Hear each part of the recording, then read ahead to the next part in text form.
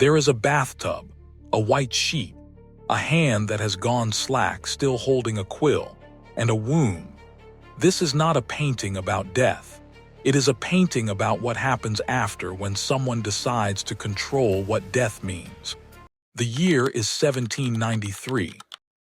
France is consuming itself. The revolution, which had promised liberty and reason, has become something far darker, a period of mass executions, political paranoia, and ideological murder that history would later call the Terror. Jean-Paul Marat was one of its architects. A journalist, a radical, a man who used his newspaper to call for the deaths of his enemies by the thousands. He was not a saint. He was not even particularly likable. He suffered from a debilitating skin condition that forced him to spend most of his days submerged in a medicated bath, conducting his political work from a makeshift desk placed across the tub.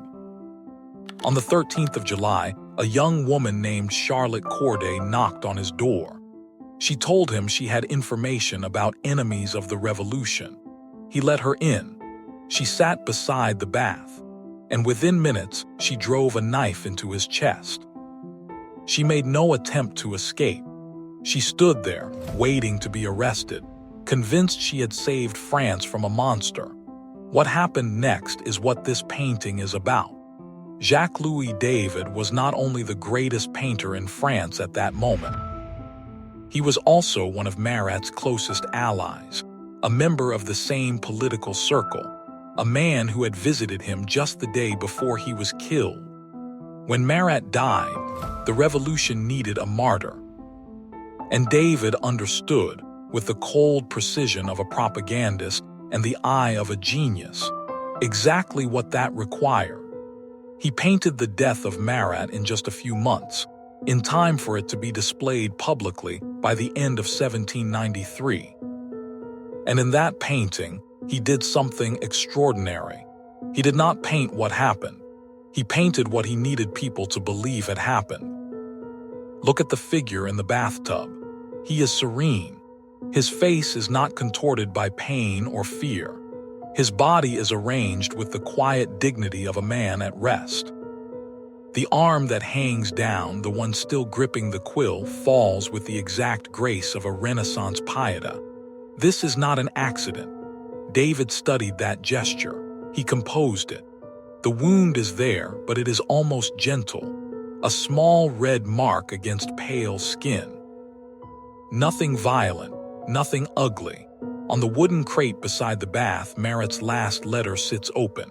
It reads, "Given that I am wretched, I have a right to your help." A letter to a widow, a man using his last moments to help the poor. David invented this. There was no letter. There was no widow. He fabricated the document, wrote the text himself, and placed it within the painting as evidence, as though it had always been there, as though it were fact. The background is almost nothing, a flat, dark wall. No room, no furniture, no context. The space around Marat is pure shadow. That emptiness is deliberate. David removes everything that could distract from the figure. No chaos, no political pamphlets, no evidence of the man Marat actually was. Just light falling softly on a body, just silence. The composition borrows directly from Christian iconography. The hanging arm from Michelangelo's Pieta. The horizontal figure from countless painted depositions of Christ. The bath functioning as both tomb and altar. David was not being subtle. He was making a direct claim. This man was a martyr. This death was a sacrifice, and this painting was the proof. Charlotte Corday does not appear anywhere in the image. She has been erased entirely. There is no killer, no knife, no violence in the act of happening. There is only its aftermath, cleaned, arranged, and made beautiful. This is perhaps the most calculated decision in the entire painting. Because Corday had her own story, her own conviction, her own reasoning. She had acted out of genuine political belief. She was not a monster. She was, by many accounts, thoughtful and composed to the end. To include her would have complicated the narrative. So David simply removed her from history. What remains is a wound with no source, a death with no agent, a martyr with no executioner. The painting was carried through the streets of Paris in a public procession. It was displayed in the hall of the National Convention. People wept in front of it. It worked. For months, Marat's image was everywhere, on medallions, in pamphlets, in busts placed in public squares where churches had once stood. He became the secular saint of the revolution, the friend of the people, as his newspaper had declared him. And then the terror ended. The political climate shifted. Within a year, the same government that had worshipped Marat removed his bust from every public space and ordered his remains taken out of the Pantheon. David himself was imprisoned. The painting disappeared into storage.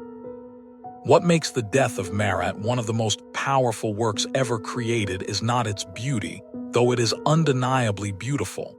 It is the clarity of its intention. David knew exactly what he was doing.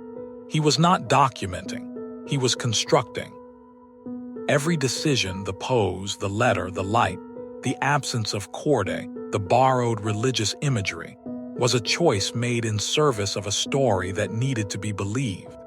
He painted his own grief, his own politics, his own fear of what the revolution was becoming.